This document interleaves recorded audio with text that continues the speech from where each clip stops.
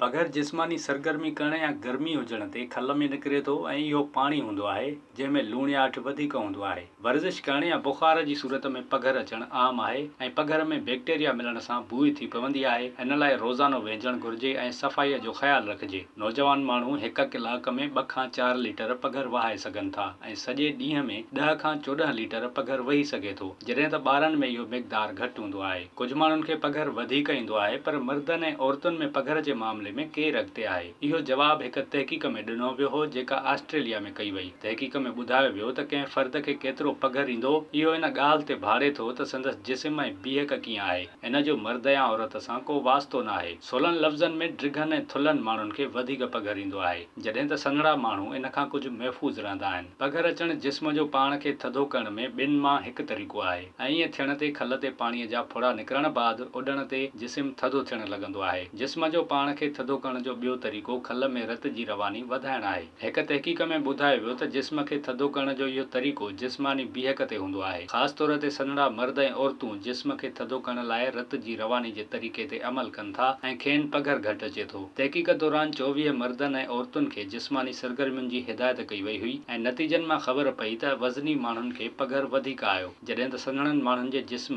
थधो रहण लाइ रत जी रवानी वारे तरीक़े जो इस्तेमालु कयो। विज़िट कयो अवामी आवाज़ मीडिया ग्रुप जी वेबसाइट awamiawaz.pk